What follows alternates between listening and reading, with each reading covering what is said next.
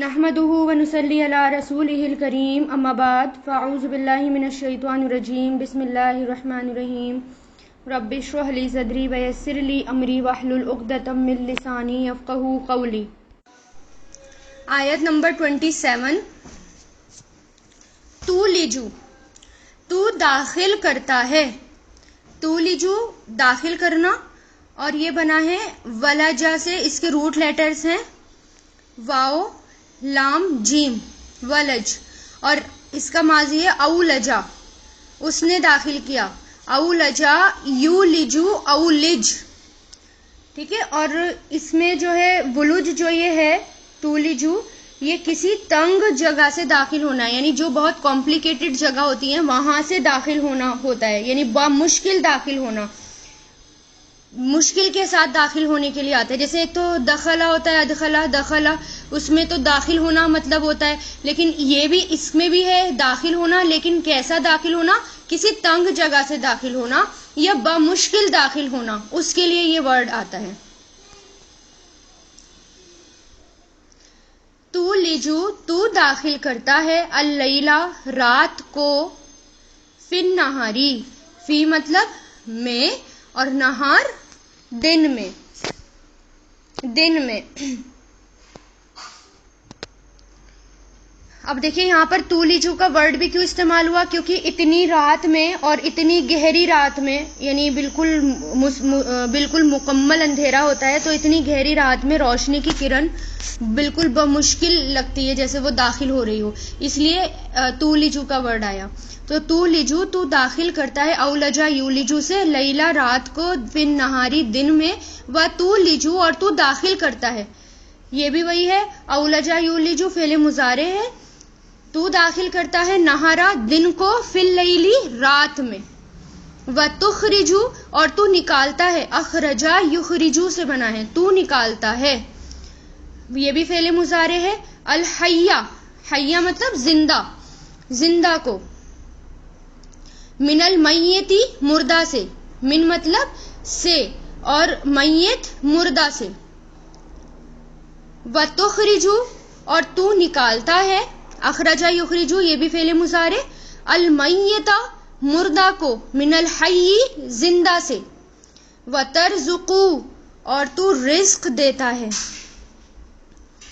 ترزقو یہ بھی فعل مضارع ہے، رزقا یرزقو سے بنا ہے، یہ رزقا فعل ماضی، یرزقو فعل مضارع، را زا قاف اس کے روٹ لیٹرز ہیں، اور تو رزق دیتا ہے، من تشاء جسے تو چاہتا ہے، تشاء شاء یشاء سے بنا ہے، یہ بھی کیا ہے تشاء، یہ بھی فعل مضارع ہے، بغیر حساب، بغیر حساب کے، یعنی ان لمیٹڈ، بغیر حساب کے، جس کو چاہے رزق دے۔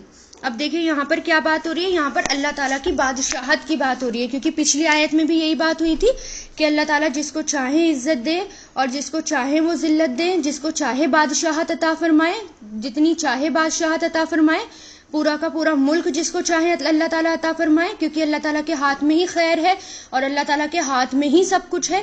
تو پھر یہاں اللہ تعالیٰ کیا کہہ رہے ہیں کہ اللہ تعالیٰ آپ صلی اللہ علیہ وسلم سے فرما رہے ہیں کہ آپ کہہ دیجئے، یہ پچھلی آیت کی کنٹینیوشن میں ہی ہے، کہ تو رات کو دن میں داخل کرتا ہے، اور تو دن کو رات میں ہی، دن کو رات میں اور رات کو دن میں تو داخل کرتا ہے۔ اب دیکھیے کہ رات بھی دیکھیے کتنی گھنی رات ہوتی ہے، اور پھر اللہ تعالیٰ ہی کرواتے ہیں، اپنے ٹائم پر دن ہوتا ہے، اپنے ٹائم پر رات ہوتی ہے، کبھی ایسا نہیں ہوتا کہ رات یہ کہے کہ آج مجھے نہیں آنا، اور دن یہ کہے کہ آج مجھے نہیں نکلنا۔ ہر کوئی اللہ تعالیٰ کے حکم کے انڈر تابع ہے، یعنی اللہ تعالیٰ کے انڈر کام کرتے ہیں۔ اور پھر دیکھیے اندھیرا جو ہوتا ہے وہ غم، اس کو غم سے بھی تشبیہ دی جاتی ہے، روشنی کو جو ہے وہ روشنی کو خوشی سے تشبیہ دی جاتی ہے۔ تو مکمل اندھیرے کے بعد، یعنی جب کمپلیٹ اندھیرا ہوتا ہے تو اس کے بعد روشنی آتی ہے۔ تو اس طرح اگر ہماری لائف میں بھی کبھی مکمل اندھیرا ہونے لگے، یعنی ہماری لائف میں بھی اگر مشکلیں آنے لگیں، پریشانیاں آنے لگیں، تو سمجھ جائیں یعنی بہت زیادہ مشکلیں پریشانیاں آنے لگیں، تو امید کس پہ رکھیں کہ نہیں ایک دن روشنی بھی آئے گی، کیونکہ روشنی آنا روشنی جو ہے وہ ضرور آتی ہے، جیسے رات کے بعد دن آتا ہے اسی طرح اندھیرے چھٹیں گے، یعنی ہماری مصیبتیں ہٹیں گی اور اس کے بعد ضرور ہمارے لیے روشنی آئے گی. تو اس میں کیا کرنا چاہیے، جب بھی کوئی پریشانی ہو، غم ہو، اندھیرا ہو تو اللہ تعالیٰ سے ڈریں، اس کی نافرمانی اور ناراضگی کے کاموں سے بچیں.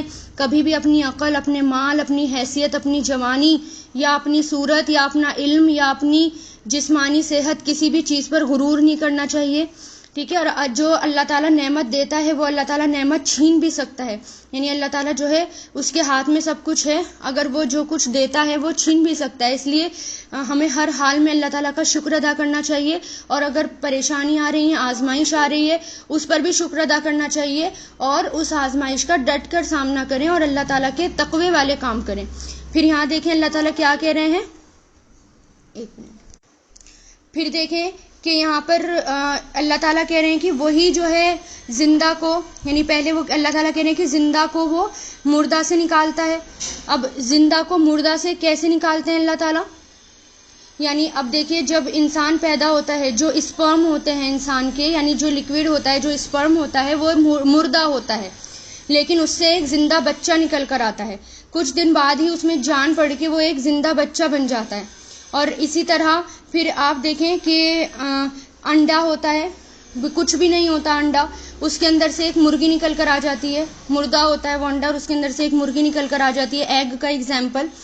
تو اور اسی طرح وہ نکالتا ہے مردہ کو زندہ سے. ٹھیک ہے، اور زندہ کو مردہ سے، یعنی اللہ تعالیٰ کسی بھی طرح کچھ بھی کر سکتے ہیں. تو اس لیے ہر چیز کس کے ہاتھ میں ہے، اللہ تعالیٰ کے ہاتھ میں ہے، اور اللہ جو چاہیں وہ عطا کریں. وَتَرْزُقُ، اور تو رزق دیتا ہے جسے چاہتا ہے بغیر حساب، اور رزق دینا بھی کس کے ہاتھ میں ہے، صرف اور صرف اللہ تعالیٰ کے ہاتھ میں ہے. اور انسان کو رزق بھی کس سے مانگنا چاہیے، روزی کس سے مانگنی چاہیے، اللہ تعالیٰ کی سے، اور کسی کے آگے ہاتھ پھیلانا نہیں چاہیے، اور اس پر بھروسہ رکھنا چاہیے کہ جس اللہ نے مجھے پیدا کیا ہے، جس اللہ نے مجھے یہاں بھیجا ہے، وہی مجھے رزق بھی دے گا، اور اسی کی ذمہ داری ہے رزق دینا. پھر دیکھیں جب ہمیں اللہ تعالیٰ پر مکمل یقین ہوتا ہے نا، اگر ہمارا پرس خالی ہو تو اور ہمیں کہیں کچھ امید نہ نظر آ رہی ہو، تب انسان جو ہے وہ کفریہ باتیں کرنا شروع کر دیتا ہے. لیکن جب ہمارا پرس خالی ہو اور کہیں کوئی امید نہ نظر آ رہی ہو، صرف اللہ تعالیٰ سے امید لگائیں کہ نہیں، اسی کی ذمہ داری ہے رزق دینا اور وہی دے گا، اور اسی پر بھروسہ کریں اور اطمینان سے بیٹھیں. پھر دیکھیں ایسی جگہ سے رزق آتا ہے کہ پتہ بھی نہیں چلتا کہ کہاں سے آ جاتا ہے. اللہ تعالیٰ پھر ایسی ایسی جگہ سے رزق دیتے ہیں کہ ہم سوچ بھی نہیں سکتے. تو مکمل بھروسہ رزق کے معاملے میں بھی کس پر کرنا چاہیے، صرف اور صرف اللہ تعالیٰ پر. آگے دیکھیں، لا یتخذی، نہیں بنائیں، لا نہیں، یتخذ بناؤ، فعل نہیں ہے یہ، نہیں بناؤ یعنی اتخذا سے بنا ہے یہ، اتخذا، یتخذو، اتخذ. ٹھیک ہے، تو نہ بنائیں، الف خا زال اس کے روٹ لیٹرز ہیں. ایک فعل نہیں ہوتا ہے، فعل نہیں جب آتا ہے نا تو اس کی وجہ سے بھی مضارع میں جزم لگ جاتا ہے. تو یہ ہے کہ نہیں بناؤ المؤمنین، مومنوں کو. اب دیکھیں یہاں پر نا زال کے نیچے جو زیر آیا ہے وہ آگے ملانے کے لیے آیا ہے. ٹھیک ہے، اوریجنل لیٹر، اوریجنل کیا ہے، یتخذ ہے، آگے زیر کو یعنی زال کو آگے ملانے کے لیے یہاں پر زیر لگا دیا گیا. تو نہیں، یتخذی بنائیں، مؤمنون مومن، الکافرین کافروں کو، اولیاء دوست، ولی کی جمع ہے دوست، من دونی، من مطلب سے، دونی علاوہ، علاوہ سے، المؤمنین مومنوں کے، مومنوں کے علاوہ، ومن اور جو، یفعل کرے گا، من یہ یفعلو تھا، من کی وجہ سے یہاں پر لام کے اوپر جزم آ گیا. ٹھیک ہے، یہ ہے فعل مضارع. اور جو کرے گا، ذالکا یہ، فلیسا تو نہیں ہے وہ، من اللہ اللہ سے، فی شیئن کسی چیز میں، یعنی اللہ سے اس کا پھر کوئی تعلق نہیں ہے. کہنے کا مطلب یہاں نہیں ہے، یہ ہے کہ نہیں ہے وہ اللہ سے کسی چیز میں، مگر ان یہ کہ تتقو تم سب بچو، منہم ان سے، اتقا سے بنائیے، اتقا یتقی، یتقی. ٹھیک ہے، یہ کہ تم سب بچو، منہم ان سے، تقاتن بچنا، یہ مصدر آیا ہے اتقا کا، تقاتن بچنا. وَيُحَذِّرُكُمْ اور وہ ڈراتا ہے تمہیں. زال را اس کے روٹ لیٹرز ہیں، یعنی ڈرانے کا مطلب یہاں پر ہے وارن کرنا. وہ وارن کر رہا ہے، وارننگ دے رہا ہے، ڈرا رہا ہے. حذرا، حذرا یحذر، حذر یعنی اینڈ ہی وارنس یو، یعنی وہ تمہیں ڈراتا ہے، وارننگ دیتا ہے. اللہ، اللہ، نفسہ اپنی ذات سے، نفسہ اس کی ذات، اپنی ذات. وَإِلَى اللَّهِ اور اللہ کی طرف، مسیر لوٹنا ہے، پلٹنا ہے. کہ یہاں پر اللہ تعالیٰ کیا کہہ رہے ہیں اس آیت میں کہ نہیں بنائیں مومن کافروں کو دوست اللہ کے علاوہ، مومنوں کے علاوہ. کس کے علاوہ؟ مومنوں کے علاوہ. اور جو کوئی کرے گا ذالکا ایسا، یعنی اگر کسی نے ایسا کیا، فلیسا تو وہ نہیں ہے اللہ سے کسی چیز میں، یعنی اللہ سے اس کا کوئی تعلق نہیں، مگر یہ کہ تم بچو اللہ ان سے بچنا. اور وہ ڈراتا ہے تمہیں اللہ اپنی ذات سے. وَإِلَى اللَّهِ اور اللہ کی طرف پلٹنا ہے. یہ آیتیں آپ کو قرآن میں بار بار آئیں گی کہ مومن کافروں کو دوست نہ بنائیں، کیونکہ وہ جو ہیں ہمیشہ مومنوں کو نقصان پہنچانے کی کوشش کرتے ہیں. پھر یہاں پر کیسی دوستی کی بات ہو رہی ہے؟ اب اس کا مطلب یہ نہیں ہے کہ جتنے بھی غیر مسلم فرینڈس ہیں ان سے بالکل لا تعلق ہو جائیں اور ان سے بات ہی نہ کریں، ایسا نہیں ہے. اب اس میں دیکھیں، سمجھیں اس آیت کو کہ کیسی دوستی نہ ہو. دیکھیں دوستی 4 طرح کی ہوتی ہے. ایک ہوتی ہے مواسات، ٹھیک ہے، ایک ہوتی ہے مواسات. یہ کیا ہوتی ہے؟ یہ ہمدردی کا تعلق ہوتا ہے جو انسان کے ناطے دوسرے انسان سے ہونا بہت ضروری، یعنی ایک انسان کا دوسرے انسان سے ہمدردی کا تعلق ہونا بہت ضروری ہے. کسی کی تکلیف میں اس کے کام آنا، اس کے بارے میں سوچنا، اس کی مدد کرنا، صدقہ کرنا. پھر اس میں یہ نہیں دیکھا جائے گا کہ وہ مومن ہے یا وہ مومن نہیں ہے، یعنی وہ مسلم ہے یا وہ غیر مسلم ہے، بلکہ ہمدردی کا تعلق رکھنا ہے. اور وہ ہر کسی کے ساتھ ہو، یہاں تک کہ جانوروں کے ساتھ بھی ہمدردی کا تعلق آیا ہے، ٹھیک ہے. اس کو مواسات کہتے ہیں. اور پھر یہ اسلام میں جائز ہے، آپ نان مسلم کے ساتھ ہمدردی کا تعلق رکھیں، ان کی مدد کریں، ان کو صدقہ کریں، اور ان کے جو ہے برائی میں، یعنی ان کے جو حالات خراب ہیں یا جو بھی پریشانی ان کے ساتھ ہے، ان کی پریشانی میں ان کے کام آئے، تو یہ مواسات ہوتا ہے. جیسے اس کا اگزامپل دیکھیں، جیسے خالد بن ولید آپ صلی اللہ علیہ وسلم کو آپ وسلم کے بہت بڑے دشمن تھے.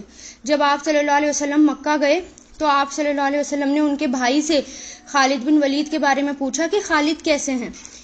جب اس کا خالد بن ولید پر اتنا گہرا اثر ہوا جب انہیں پتہ چلا کہ آپ صلی اللہ علیہ وسلم نے میرے بارے میں پوچھا ہے، اور وہ جبکہ میں نے تو مسلمانوں کو بہت تکلیف پہنچائی ہے، اتنا گہرا اثر ہوا. جب انہوں نے سنا تو وہ مدینہ آ کر پھر مسلمان ہو گئے. اسی طرح جنگ بدر کے بہت سے بڑے بڑے کافر قیدی جو بن کر آئے تھے، اللہ تعالیٰ کا حکم ہوا کہ قیدیوں کو کھانا کھلانا جنت میں لے جانے والے کاموں میں سے ہے. تو مسلمانوں نے ان کا اتنا دھیان رکھا کہ خود پیٹ بھر کے نہ کھا کر ان لوگوں کو کھانا دیا. تو ان میں سے کچھ اتنے امپریس ہو گئے کہ وہ اسلام لے کر آ گئے. ایک ہوتا ہے مدارات، دوسرے طریقے کا تعلق ہوتا ہے مدارات. وہ کیا ہوتا ہے؟ یہ اخلاق ہوتا ہے کہ آپ کوئی آپ سے اگر ملنے آپ کے گھر آئے تو آپ اس کی خاطرداری کریں. اگر کوئی آپ کے پاس آ رہا ہے، چاہے وہ مسلم ہو یا غیر مسلم ہو، تو آپ اس کی خاطرداری کریں. جیسے ایک یہودی آپ صلی اللہ علیہ وسلم کے گھر آیا، آپ نے اس سے کھانا کھلایا اور اس نے خوب کھانا کھایا اور گندگی کر کے چلا گیا. جاتے جاتے اپنی زرہ بھی بھول گیا، یعنی جو جنگ میں کپڑے پہنتے ہیں نا زرہ، وہ بھی بھول گیا. تو دوسرے دن جب وہ اپنی زرہ لینے آیا تو دیکھا آپ صلی اللہ علیہ وسلم گندگی صاف کر رہے ہیں. تو آپ کا اخلاق کا اس پر اتنا زیادہ گہرا اثر ہوا کہ وہ مسلمان ہو گیا. ٹھیک ہے. اسی طرح فتح مکہ سے پہلے مکہ میں سب کافر تھے، تو وہاں قحط پڑ گیا تھا، یہ آپ کو پتا ہوگا، وہاں سوکھا پڑ گیا تھا. تو آپ صلی اللہ علیہ وسلم نے مدینہ سے ان کے لیے غلہ پہنچایا. پھر جب مکہ فتح ہوا تو بنا لڑے آپ نے سب کو بھی معاف کر دیا. تو یہ ہوتا ہے. ایک ہوتا ہے معاملات. تیسری طرح کے ریلیشن شپ ہوتی ہے معاملات کی، یعنی یہ بزنس ریلیشن شپ ہوتی ہے، لین دین، قرض لینا دینا، بیچنا یا خریدنا. یہ سب کے لیے جائز ہے، چاہے کوئی بھی ہو. آپ کہیں بھی جا رہے ہیں مارکیٹ سے، آپ خرید رہے ہیں، بیچ رہے ہیں، لے رہے ہیں، تو وہ سب کے لیے جائز ہے. ایسا اس میں یہ نہیں دیکھا جاتا کہ یہ مسلم ہے یا نان مسلم ہے. ٹھیک ہے. اور پھر ایک ہوتا ہے موالات. موالات کیا ہوتا ہے؟ یہ وہ تعلق ہے جس میں اللہ کے ساتھ دوسرے کے کفر پر راضی ہونا، اس پر بھروسہ کرنا، یہ دلی تعلق ہوتا ہے. بہت زیادہ کلوزنس، گہری دوستی، بہت زیادہ گھلنا ملنا، ایک دوسرے کے گھر بہت زیادہ آنا جانا، خیالات ان سے شیئر کرنا، ان سے کلچر شیئر کرنا، ایک دوسرے کے فیسٹیولز کو اٹینڈ کرنا، ان کا کھانا پینا، یہ منع ہے اسلام میں. جو یہ چوتھی طرح کی جو میں نے ریلیشن شپ بتائی ہے اسلام میں، یہ منع ہے. یعنی آپ ان سے دوستی رکھیں لیکن ان سے دلی دوستی نہیں رکھنی، بہت زیادہ ان سے گھلنا ملنا نہیں، بہت اپنے راز ان کو نہیں بتانے. اسلام کی کوئی بات ایسی جس سے فتنہ پیدا ہو، آپ کو لگے ڈر، اس کو ایسی بات نہیں کرنی. یعنی مومنوں کو چاہیے کہ پھر یہاں پر اللہ تعالیٰ کیا کہہ رہے کہ مومن جو ہے اپنا جو دلی دوست بنائے، اپنا جو گہرا دوست بنائے، وہ کس کو بنائے؟ اپنے لوگوں میں سے ہی بنائے. یعنی مومن جو ہے مومن کو ہی پکا اور سچا دوست بنائے. کیونکہ جو آگے بھی آئے گا، جو کافر ہوتے ہیں، اللہ تعالیٰ نے اس کا ریزن بھی بتایا کہ وہ جو ہیں جب مسلمانوں کو تکلیف ہوتی ہے، پریشانی ہوتی ہے، تو ان کو خوشی ہوتی ہے. آپ کو میجورٹی یہی ملے گی کہ ان کو خوشی ہوتی ہے، اور ہر وقت وہ یہ سوچتے ہیں کہ کسی طرح ان کے منہ سے کوئی بات نکلے اور ہم اس بات کو پکڑ کے پروپیگنڈا پھیلا دیں، ریومرز پھیلا دیں اور غلط سلط بات کو پھیلا دیں. تو اسلام کا بہت نقصان ہوتا ہے، کیونکہ ان کی فطرت ہی یہی ہے. تو اس لیے ان سے گہری دوستی رکھنا منع ہے اسلام میں. تو اگر کوئی ایسا رکھے گا تو اللہ تعالیٰ اس کو کہہ رہے ہیں کہ اللہ سے اس کا پھر کوئی تعلق نہیں، یعنی تو نہیں ہے وہ اللہ سے کسی بھی چیز میں، یعنی کسی بھی چیز میں. پھر وہ اگر اس کے ساتھ کوئی پریشانی آ رہی ہے، پھر وہ اس کا ذمہ دار خود ہے. اور یہ دیکھا بھی ہے، ایکسپیرینس بھی کیا ہوا ہے کہ کتنی بھی اگر پریشانی والے حالات ہوتے ہیں، جیسے کوئی پریشانی والے حالات ہیں، دنگے فساد والے حالات ہو رہے ہیں، کوئی آپ کا غیر مسلم دوست ہے، اگر اس سے ذرا سی بھی اگر ہیلپ مانگیں گے تو وہ ایک دم 100 ہاتھ پیچھے بھاگے گا. تو وہ جو ہے ایک مسلم ہی مومن کا دلی دوست ہو سکتا ہے، وہی اس کا خیر خواہ ہو سکتا ہے، اور کچھ نہیں. پھر اس کے اندر یہ آ رہا ہے کہ مگر یہ کہ تتقو، تم بچو ان سے، تقاتن بچنا، وَيُحَذِّرُكُمْ، اور وہ ڈراتا ہے تمہیں اللہ اپنی ذات سے. یعنی کہیں کہیں چھوٹ ہے. کیسی چھوٹ بتائیے یہاں پر کہ انسانوں کا یہ جیسے مان لیجئے ایکسیپشنل صورتیں بھی آتی ہیں، جیسے مسلمان جو ہیں ایسے کافر حکومت میں رہ رہے ہیں، ایسی حکومت میں رہ رہے ہیں جہاں کافر بہت سارے ہیں. تو اگر انہوں نے ان کو پکڑ لیا یا کوئی پریشانی ان کے ساتھ آ رہی ہے، تو وقتی طور پر وہ ان سے دوستی کا اظہار کر سکتے ہیں، لیکن دلی دوستی ان سے نہ کریں. ٹھیک ہے، جیسے مان لیجیے انڈیا میں رہ رہے ہیں، انڈیا میں ہمیں ساتھ مل کر ہی رہنا ہے، اور پھر جو ہے ان سے دوستی بنا سکتے ہیں. اور پھر یہ ہے کہ دوستی بنانے یہ ہے کہ دلی دوستی نہ بنائیں، اور اگر دوستی نہیں بنائیں گے تو پھر ان کو ہم اسلام کا پیغام کیسے پہنچائیں گے؟ اسلام کے پیغام پہنچانے کے لیے ضروری ہے کہ ان سے بات چیت کی جائے، ان کو دوست بنایا جائے، پھر اسلام کی دعوت ان تک پہنچائی جائے. قرآن اللہ تعالیٰ کیا کہہ رہے ہیں، یہ سب باتیں ان تک پہنچائی جائے. ٹھیک ہے، اگر کوئی مومن کسی دشمن قوم میں پھنس گیا اور ان کے ظلم سے بچنا چاہتا ہے، ان کے ظلم اور ستم کا خوف ہے، تو اجازت دی گئی کہ اپنی جان بچانے کے لیے اپنے ایمان کو چھپائیں اور کافروں کے ساتھ بظاہر اس طرح رہیں جیسے انہی میں سے. یعنی صرف اور صرف اس کنڈیشن میں جب جان بچانا مشکل ہو، اگر پتہ چل جائے تو وہ قتل ہو جائے گا. اس کنڈیشن میں پھر اس کنڈیشن میں تو یہ بھی تھا کہ حضرت بلال پر جب ظلم ہو رہے تھے، وہ کہہ رہے تھے کفریہ کلمہ بولو، تو ان کو بھی اجازت دے دی گئی تھی، لیکن ان کی زبان سے نکل نہیں رہا تھا، کیونکہ پکڑ تب ہوتی ہے جب ہم دل سے بھی ان کے ساتھ شامل ہو جائیں. لیکن اس کا مطلب یہ نہیں ہے کہ آج کے حالات میں آپ جائیں گے اور کہیں گے کہ نہیں آج کے حالات بھی خراب ہیں، ہمیں تو ہم دل سے نہیں ہیں لیکن ظاہری طور پر ہیں. یہ تب ہوتا ہے جب جان کا خطرہ ہو، یعنی جب اب انسان کو قتل کر دیا جائے، اس وقت یہ اجازت دی جاتی ہیں، معمولی بات میں نہیں دی جاتی. ٹھیک ہے، تو اب کیا ہے، اگر ان کے شر سے بچنا ہے، ان کی مصیبتوں سے بچنا ہے، پلاننگ سے بچنا ہے، تو ان کے ساتھ اگر ہم رہ رہے ہیں، گھل مل رہے ہیں، تو اتنا نہ گھولیں پھریں کہ ان کے کلچر کو ہی اڈاپٹ کر لیں اور اپنے کلچر کو بھول جائیں، یا ان تک ہم دعوت ہی نہ پہنچائیں. پھر ایسا بھی نہیں ہونا چاہیے. بس دوستی کون سی منع ہے؟ دلی دوستی منع ہے. فرینڈشپ جسے کہتے ہیں نا، بیسٹ فرینڈ، وہ ان سے منع ہے. اور پھر کیا ہے، اللہ تعالیٰ اپنی ذات سے ڈراتے ہیں، یعنی اپنے آپ سے اللہ تعالیٰ ڈراتے ہیں، اور اللہ ہی کی طرف مسیر لوٹنا ہے، پلٹنا ہے. پھر آگے دیکھیں، وَإِذَا قِيلَ لَهُمْ آمِنُوا كَمَا آمَنَ النَّاسُ قَالُوا أَنُؤْمِنُ كَمَا آمَنَ النَّاسُ. وَإِذَا قِيلَ لَهُمْ كُونُوا آیت 29 قل کہہ دیجئے ان اگر تخفو تم چھپاؤ تخفو تم چھپاؤ یہ کس سے بنا ہے اس کا اخفیا سے اخفا یخفی اخفا فعل ماضی یخفی فعل مضارع اخفی فعل امر خا فا یا اس کے روٹ لیٹرز ہیں کہہ دیجئے اگر تم چھپاؤ ما جو فی صدورکم تمہارے سینوں میں ہے صدر کی جمع صدور ہے تمہارے سینوں میں ہے او یا تبدوہ تم ظاہر کرو اسے تبدو ظاہر کرنا سامنے لانا ڈسکلوز کرنا تو ابدا سے بنا ہے ابدا یبدی ابدی تم ظاہر کرو اسے اللہ وہ یعلم جانتا ہے اسے یعلم جاننا یعنی جانتا ہے فعل مضارع ہے یہ ہو اسے اللہ اللہ و یعلم اور جانتا ہے اور وہ جانتا ہے فعل مضارع یعنی کون اللہ تعالیٰ اور وہ جانتا ہے ما فی السماوات جو کچھ آسمانوں میں ہے و ما فی الارض اور جو زمین میں ہے واللہ اور اللہ علی کل شیء قدیر ہر چیز پر قادر ہیں یعنی پھر اللہ تعالیٰ کہہ رہے ہیں کہ تمہارے دلوں کے حالات اللہ تعالیٰ کو پتہ ہے تمہارے دل میں کیا بات ہے تم اپنے سینوں میں کیا چھپا رہے ہو اور تم کیا ظاہر کر رہے ہو اور یہاں تک کہ آسمان اور زمین میں کیا ہے وہ سب کچھ اللہ تعالیٰ جانتے ہیں اور اللہ ہر چیز پر قادر ہیں کیونکہ اگر ہم ہمارے دل کے نیتوں کو بھی اللہ تعالیٰ جانتا ہے کیونکہ اگر ہم یہ سوچیں یعنی ہم اپنے دین کے معاملے میں کمپرومائز کر بیٹھتے ہیں اگر ہم یہ سوچیں کہ نہیں دیکھو اب ہم یہاں رہ رہے ہیں ہمیں تو گھل مل کر رہنا ہی پڑے گا دلی دوستی ان کے ساتھ بنانی پڑے گی ورنہ رہنا مشکل ہو جائے گا اس طرح کے خیال شیطان ڈالنا شروع کر دیتا ہے پھر اللہ تعالیٰ کہہ رہے تمہارے دلوں میں تمہارے سینوں میں کیا باتیں آ رہی ہیں تم کیا چھپا رہے ہو تم کیا ظاہر کر رہے ہو اللہ سب جانتا ہے پھر اللہ تعالیٰ نے آپ کو حکم دے دیا اللہ تعالیٰ نے بتا دیا کہ تمہیں کیا کرنا ہے کیا نہیں کرنا اس کے بعد سب کچھ اللہ تعالیٰ جانتے ہیں یہاں تک کہ آسمان اور زمین میں کیا ہے سب اللہ تعالیٰ جانتے ہیں اور اللہ ہر چیز پر قادر ہے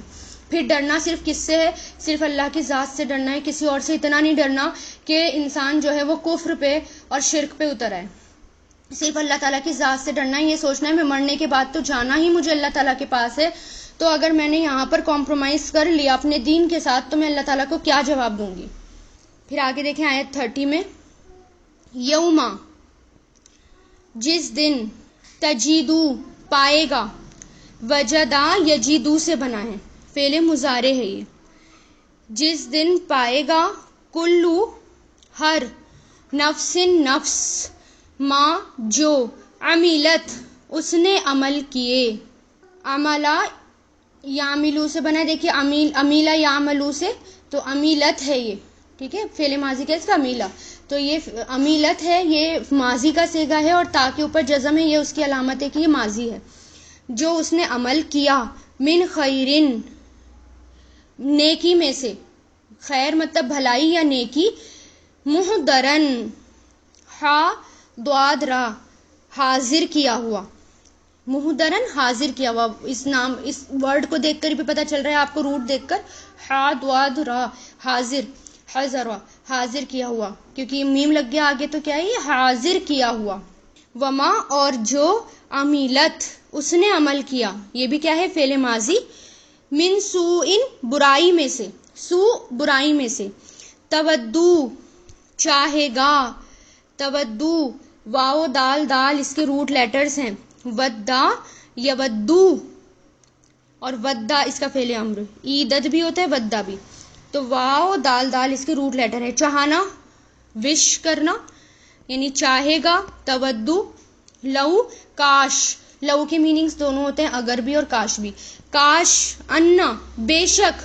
بیننا ہمارے درمیان اس کے درمیان کے و بینہو اور اس کے درمیان ہو کون ہے وہ فاصلہ ہوتا امدن فاصلہ دور کا فاصلہ یعنی ڈسٹینس بعیدن دور کا بعید کہتے ہیں گریٹ ڈسٹینس دور کا فاصلہ بعید وَيُحَذِّرُكُمْ اور ڈراتا ہے تمہیں اللہ دیکھیں یہاں پر بھی وہی ورڈ آیا یعنی تمہیں وارننگ دے رہا ہے تمہیں ڈرا رہا ہے اللہ حذر یحذر حاذال را اس کے روٹ لیٹرز ہیں اور یہ فعل مضارع ہے اور یحذر وہ ڈراتا ہے تم سب کو کون اللہ اللہ نفسہو اپنی نفس سے، اپنی ذات سے، واللہ اور اللہ رؤوف زبردست ہے بالعباد بندوں پر.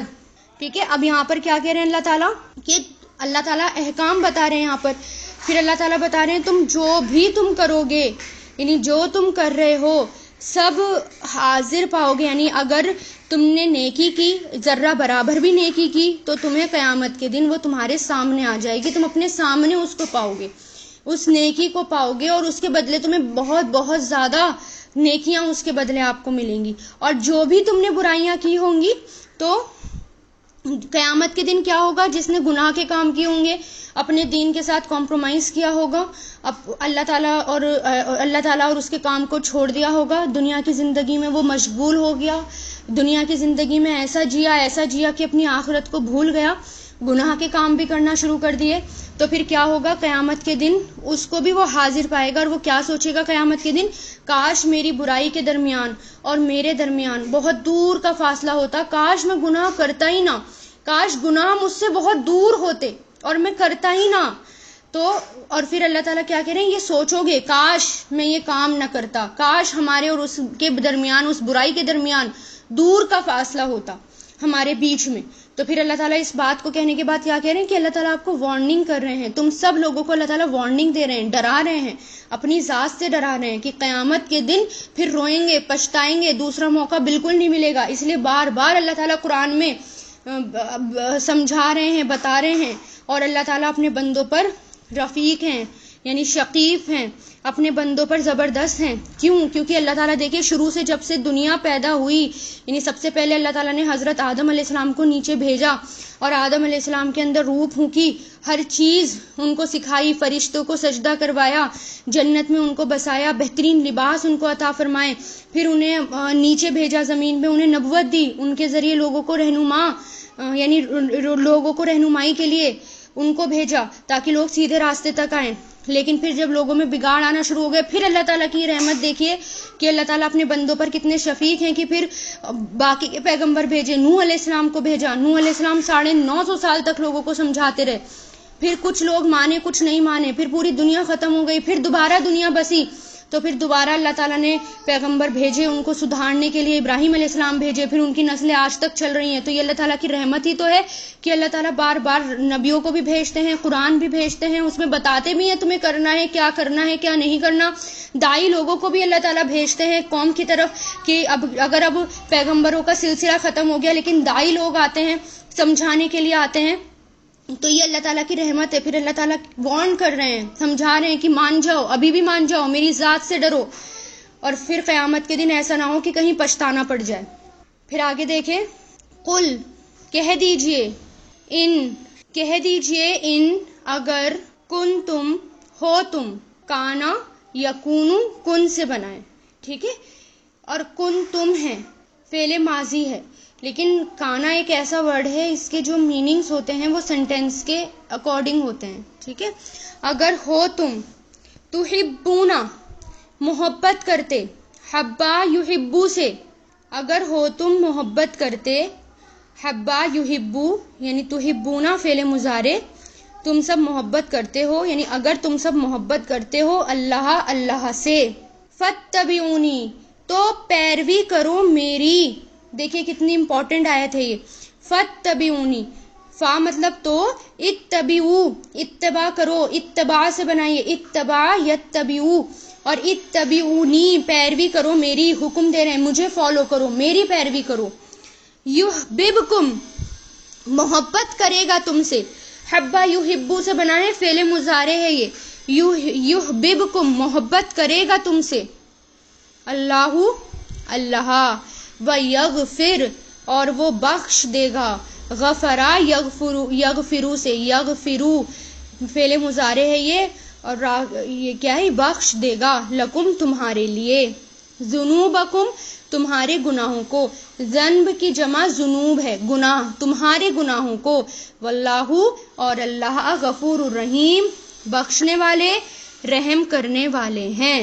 آگے دیکھیے اسی آیت سے ریلیٹڈ ہے یہ آیت نمبر 32، قل کہہ دیجئے اطیعو اطاعت کرو، اطیعو فعل امر ہے یہ، اطاعت کرو حکم دے رہے ہیں، اطاع یطیعو سے اطیع اور اطیعو اطاعت کرو، فالو کرو، ٹھیک ہے، اللہ اطاعت کرو اللہ کی و رسولہ اور رسول کی، فَإِن پھر اگر، فا مطلب تو، ان مطلب اگر، تو اگر تولو تم سب پھر گئے، تم سب نے منہ موڑ لیا، تولا یتولا سے، اگر تم سب پھر گئے، فَإِنَّ اللَّهَ تو بے شک اللہ، لا نہیں، یحبو محبت کرتا، حبا یحبو سے، ٹھیک ہے، یہ فعل مضارع ہے، نہیں محبت کرتا اللہ کافرینا کافروں سے۔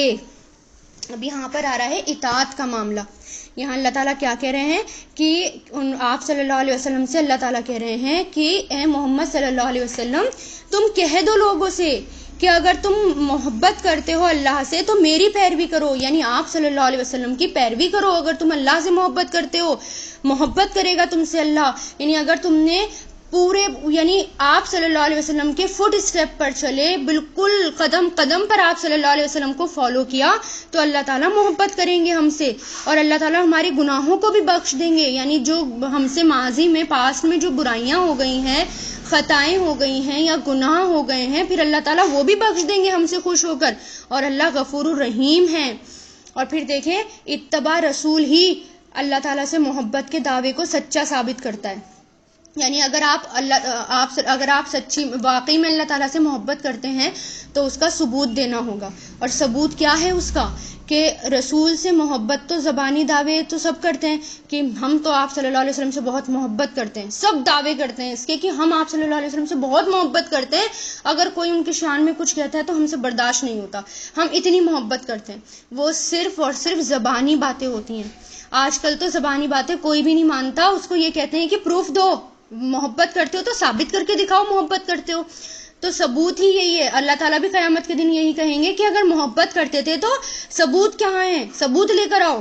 اور ثبوت کیا ہے کہ آپ صلی اللہ علیہ وسلم نے جو بتایا، آپ صلی اللہ علیہ وسلم نے جو کہا، ان کے قدم پر چلو۔ یہ مت کہو کہ آج کا زمانہ تو ایسا ہے، ہم تو انڈیا میں رہتے ہیں، ہمیں تو یہ سب کرنا پڑے گا، ہمیں تو ان سب کے کلچر میں جو ہے شامل ہونا پڑے گا، ان کے فیسٹیولز میں شامل ہونا پڑے گا، برتھ ڈے میں شامل ہونا پڑے گا، بنانا پڑے گا، یعنی ان کے کلچر کو اپنانا پڑے گا۔ یہ سب باتیں نہیں چلیں گی، کیونکہ اس وقت مکہ کے حالات زیادہ خراب تھے، جب مسلمان آپ صلی اللہ علیہ وسلم کے نقش قدم پر چل رہے تھے، یہاں سے زیادہ خراب تھے، ان کے دلوں میں تو رحم تک نہیں تھا، مکہ کے لوگوں کے دلوں میں تو رحم تک نہیں تھا۔ آپ اللہ کا شکر کریں، انڈیا کی قوم کے دلوں میں بہت رحم ہے، غیر مسلموں کے دلوں میں بہت رحم ہے۔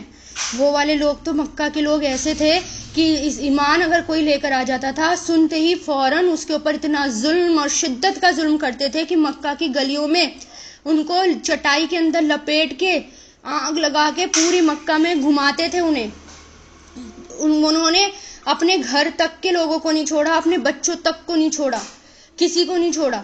یہاں تو پھر بھی آپ اللہ کا شکر کریں کہ آپ اپنی آزادی سے جی سکتے ہیں، ورنہ جب کوئی قوم حاوی ہوتی ہے نا تو آزادی چھن جاتی ہے، پھر آپ چاہتے ہوئے بھی اللہ تعالیٰ کا اتباع نہیں کر سکتے۔ تو اللہ کا شکر کریں کہ اپنی مرضی سے آپ جی رہے ہیں یہاں پر، تو ثبوت لے کر آؤ۔ اللہ تعالیٰ کہہ رہے ثبوت لاؤ، اور ثبوت کیا ہے؟ آپ صلی اللہ علیہ وسلم کی اتباع کرو، اور اللہ تعالیٰ کی محبت کا تقاضا ہی یہی ہے، کیونکہ اللہ تعالیٰ کہہ رہے ہیں کہ کہہ دو اطاعت کرو اللہ کی اور رسول کی، اگر تم نے منہ موڑ لیا تو بے شک اللہ کافروں سے محبت نہیں کرتا۔ اب کیا آنے والا ہے؟ 12 ربیع الاول آنے والی ہے، ٹھیک ہے، آپ صلی اللہ علیہ وسلم کی پیدائش کا دن آنے والا ہے۔ کتنا زیادہ کفر اور بدعت مسلمان کریں گے، جبکہ یہ تو کرنے کو کہا ہی نہیں گیا تھا، آپ صلی اللہ علیہ وسلم نے تو کہا ہی نہیں یہ کرنے کو، بلکہ آپ صلی اللہ علیہ وسلم نے تو جو کام کیے وہ کام ہمیں کرنے ہیں، صحابہ کرام نے جو کام کیے وہ ہمیں کرنے ہیں۔ یہ تو کہیں سے کہیں تک ثابت ہی نہیں ہے کہ آپ نے کبھی برتھ ڈے بنایا ہو اپنا، اور ہم کیا کریں گے؟ ہم جوش سے، خوب جوش میں آپ صلی اللہ علیہ وسلم کا برتھ ڈے منائیں گے، جلوس نکالیں گے، شربتیں بانٹیں گے، حلوے بنائیں گے، نئے کپڑے پہنیں گے۔ کہاں سے ثابت ہے؟ کیا یہ پیروی ہے؟ کتنا دکھ ہوگا آپ صلی اللہ علیہ وسلم کو جب ان کے سامنے جا کر کھڑے ہوں گے قیامت کے دن، اور ان سے نظریں نہیں ملا پائیں گے، اور اتنی بدعت ان کے دین میں۔ اور آپ کو پتا ہے حوض کوثر کا پانی کون نہیں پیے گا؟ حوض کوثر کا پانی وہی نہیں پیے گا جو کہ دین کے اندر بدعتیں شامل کرتا ہے۔ فرشتے اس کو ہٹا رہے ہوں گے. آپ صلی اللہ علیہ وسلم کہیں گے یہ تو میری امتی ہیں. تو فرشتے کہیں گے کہ نہیں، آپ کو نہیں پتا آپ کے جانے کے بعد انہوں نے آپ کے دین کے اندر کیسی کیسی نئی چیزیں ایجاد کر لی. تو اگر حوض کوثر کا پانی پینا ہے تو اس کے لیے دنیا میں سیکریفائس بھی کرنے ہوں گے. اور محبت کا دعویٰ یہی ہے کہ جو نبی نے کیا وہ ہمیں کرنا ہے، جو نبی نے نہیں کیا چاہے وہ کام کتنا بھی اچھا ہو وہ ہمیں نہیں کرنا. اور پھر دیکھیں اللہ اور اس کے رسول صلی اللہ علیہ وسلم کی محبت پانے کا نسخہ بھی بتا دیا گیا کہ انس بن مالک رضی اللہ تعالیٰ عنہ کہتے ہیں کہ آپ صلی اللہ علیہ وسلم کے پاس بحرین سے مہمان آ کر ٹھہرے. آپ نے اپنے وضو کا پانی منگوایا اور وضو کیا. وہ آپ کے وضو کے پانی کی طرف لپکے، ان میں سے جو انہوں نے پایا وہ پیا، اور جو زمین پر گرا اسے اٹھایا اور سینوں پر ملنے لگے اور چہرے پر لگایا، یعنی آپ صلی اللہ علیہ وسلم کے وضو کا پانی. تو آپ صلی اللہ علیہ وسلم نے ان سے کہا کہ کس چیز نے تمہیں اس چیز پر اکسایا ہے، یعنی تم ایسا کر رہے ہو، کس چیز نے تمہیں اس پر اکسایا ہے. انہوں نے کہا آپ کی محبت نے، کہ شاید کہ ہم سے محبت، ہم آپ سے محبت کرتے ہیں اور شاید کہ اللہ ہم سے محبت کرے، اے اللہ کے رسول صلی اللہ علیہ وسلم. تو اس پر آپ صلی اللہ علیہ وسلم نے فرمایا اگر تم پسند کرتے ہو کہ اللہ اور اس کا رسول تم سے محبت کرے تو 3 خوبیوں پر ہمیشگی کرو، یعنی 3 خوبیاں اپنے اندر لے کر آؤ. ایک تو سچی بات، دوسرا امانت کی ادائیگی، تیسرا اچھا پڑوسی بنو، کیونکہ پڑوسیوں کو تکلیف دینا نیکیوں کو اس طرح مٹا دیتا ہے جیسے سورج برف کو مٹا دیتا ہے. تو کیا پتہ چلا اس سے کہ وہ جو کام آپ صلی اللہ علیہ وسلم نے بتا دیے ہمیں وہ کام کرنے ہیں، ان کے فٹ سٹیپ پر چلنے ہیں اگر ہم واقعی ان سے محبت کرتے ہیں.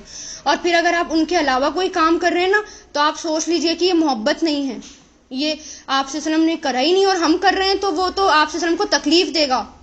انا بے شک اللہ نے استفا چن لیا، استفا چننے کے لیے آتا ہے، سواد فا واو سے آتا ہے، پاک اور صاف کرنے کے لیے آتا ہے. اور یہاں پر استفا کس کو کہتے ہیں؟ پاکیزگی نفس کے بنا پر چننا، یعنی جس کا نفس بھی پاک ہو اس وجہ سے چننا. تو چن لیا، استفا فعل ماضی ہے، یہ استفا یستفی اور استفی. تو بے شک اللہ نے چن لیا آدم علیہ السلام کو، نوحن اور نوح علیہ السلام کو، آل ابراہیم اور آل ابراہیم آل ابراہیم کو، آل عمران اور آل عمران کو، علی العالمین سارے جہان پر. یعنی اللہ تعالیٰ نے ان سب کو چن لیا، سب کو ایک کے بعد ایک اللہ تعالیٰ نے بھیجا. سب سے پہلے نوح علیہ السلام کو بھیجا، وہ آدم علیہ السلام کو بھیجا پیغمبر بنا کر، پھر نوح علیہ السلام کو بھیجا، پھر آل ابراہیم کو بھیجا، پھر آل عمران کو بھیجا. سب کو اللہ تعالیٰ نے بھیجا تاکہ لوگ جو ہیں ان کے ذریعے سیدھے راستے پر آ جائیں. ان لوگوں کو اللہ تعالیٰ نے چن لیا تھا. ذریتن اولادیں ہیں، بعدھا ان کی بعض، من بعدن بعض میں سے، یعنی آپس میں ایک دوسرے کی اولادیں ہیں سب. جیسے ابراہیم علیہ السلام ہیں تو ابراہیم علیہ السلام کے 2 بیٹے ہوئے، ایک تو اسرائیل علیہ السلام اور ایک اسماعیل علیہ السلام. اسرائیل علیہ السلام کون تھے؟ اسحاق علیہ السلام. پھر یعقوب علیہ السلام ہوئے، پھر یعقوب علیہ السلام کے بیٹے پھر بہت سارے ہوئے تھے، 12 بیٹے ہوئے تھے، جن میں سے ایک نبی کون تھے؟ یوسف علیہ السلام تھے. پھر تمام نبی انہی کے نسلوں میں سے آئے. تو سب آپس میں ایک دوسرے کی اولادیں ہیں. واللہ اور اللہ سمیع علیم خوب سننے والے خوب جاننے والے ہیں. یعنی اللہ تعالیٰ نے کیا کہا کہ سب کو اللہ تعالیٰ نے بھیجا، سب ایک دوسرے کی اولادیں ہیں، اور پھر سب کون کیا کر رہا ہے، کون اللہ تعالیٰ کا کتنا کام کر رہا ہے، یہ سب اللہ تعالیٰ خوب اچھے سے جاننے والے ہیں. آج آپ اور پھر حضرت اسماعیل علیہ السلام کی اولادوں میں سے کون آئے؟ آپ صلی اللہ علیہ وسلم. پھر آپ صلی اللہ علیہ وسلم آخری نبی ہیں، اب ان کے بعد کوئی نبی اور کوئی پیغمبر نہیں آئے گا. تو اس لیے اللہ تعالیٰ نے امت محمدیہ کو چن لیا. کس لیے چن لیا؟ اپنے مشن کے لیے چن لیا، کیونکہ اب کوئی پیغمبر نہیں آئے گا تو وہ ذمہ داری ہمیں دے دی کہ ہم پیغمبروں والے کام کریں.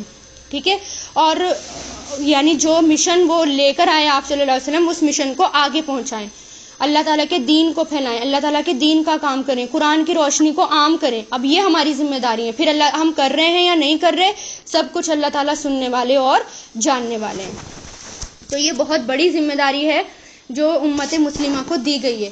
تبھی تو اس امت کا درجہ بھی اتنا بڑا ہے، کیونکہ جتنا بڑا عہدہ ہوتا ہے نا، جتنا بڑا درجہ ہوتا ہے، اتنی ہی بڑی ذمہ داریاں ہوتی ہیں.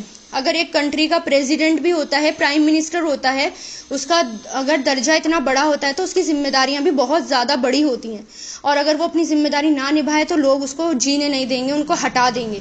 اسی طرح اگر ہم نے جو ہمارے پاس اتنا بڑا عہدہ آیا ہے، قرآن شریف ہمارے ہاتھ میں ہے، آپ صلی اللہ علیہ وسلم کا مشن ہمارے سامنے ہے، اگر ہم سب بھول کر سے غافلوں کی طرح اگر ہم اپنی زندگی کو بتائیں گے تو پھر قیامت کے دن کوئی نہیں ہے جو ہمیں بچا پائے اللہ تعالیٰ سے۔